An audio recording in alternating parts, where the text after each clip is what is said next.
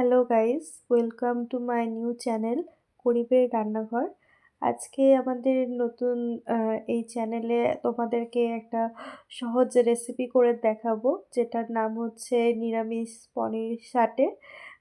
এখানে আমি ছোট, ছোট করে টুকরো করে নিয়েছি পনিরগুলো। তার সাথে হচ্ছে ছোট, ছোট টুকরো করে নিয়েছি ক্যাপসিকাম আর টমেটো। যার মধ্যে আমি দিয়ে নিয়েছি কিছু মসলা, যেমন হচ্ছে আদা বাটা, আ কাঁচা লঙ্কা আছে, ধনেপাতা বাটা আছে। আর হচ্ছে তোমার নুন দিয়েছি, আর একটুখানি গরম মসলা দিয়ে দিয়েছি। দিয়ে ভালো করে জিনিসটাকে মেখে একটু লেবুর রস দিয়ে দিয়েছি। অ্যা তোমরা চাইলে লেবু রসটা স্কিপও করে যেতে পারো।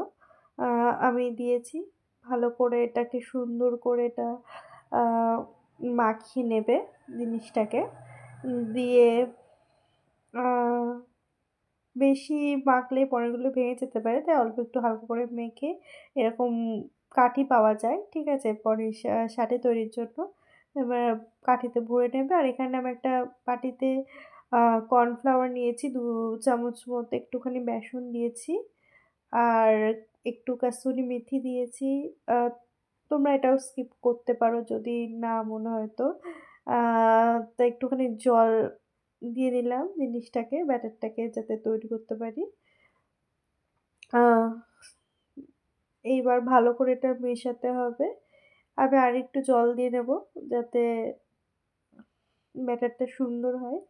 আ এবার এটাকে ভালো করে মিক্স করব। ভালো করে মিক্স করা হয়ে গেছে দেখো। দিয়ে এবার এটা ততক্ষণে আমি হচ্ছে তোমার আ ভালো করে মিক্সড করি, ততক্ষণে হচ্ছে তোমার কড়াইয়ে তেলটা গরম করতে দেব। আ তো এখন আমি কড়াইয়ে তেলটা গরম করতে দিয়ে দিয়েছি। এইবার এই পনির যে স্যাটে গুলো আছে, আ যেটা আমি রেখে দিয়েছি কাঠিতে, সেটাকে হচ্ছে ভালো করে ম্যারিনেট করব। ম্যারিনেট করা দেখো পনিরগুলোর ওপর দিয়ে এরকমভাবে তুমি একটা চামচের সাহায্যে ভালো করে গায়ে লাগিয়ে নিতে পারো। আম এইভাবে তোমরা সুন্দর করে লাগিয়ে নেবে। দিয়ে তারপরে তোমরা পনির স্যাটেগুলোকে ভালো করে মাখিয়ে নেওয়ার পর আ এইভাবে তেলে ছেড়ে দেবে আ আস্তে করে। এবার আস্তে, আস্তে এটা ভাজা হবে। এখানে আমি ৪ টে পনির সেটে করেছি। সুন্দর করে ভাজা হয়ে গেছে। এইবার আমি এক সসটা তৈরি করব, যার জন্য কিছুটা তেল, একটুখানি চিলি সস দেব।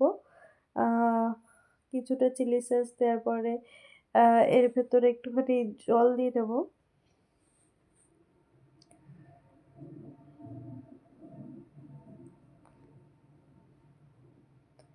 তারপরে হচ্ছে তোমার আ এর ভেতরে দেব পিসেল সস। এখানে আমি ২ প্যাকেট কিচেন সস ইউজ করেছি। ৳২ দামের, যেগুলো পাওয়া যায় বাজারে সহজেই। তো এখানে ২ প্যাকেট কিচেন সস, একটুখানি চিলি সস, আর একটুখানি হচ্ছে তোমার ইউজ করব আ সোয়া সস। আহ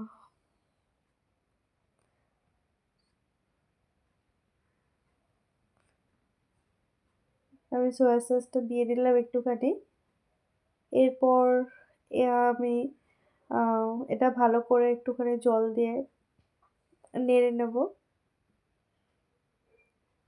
তোমরা দেখতে পাচ্ছ এটা সসের খুব সুন্দর একটা কালার এসছে।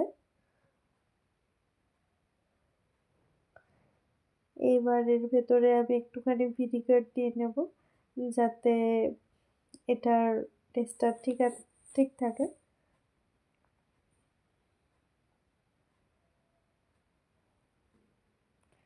এবার ভালো করে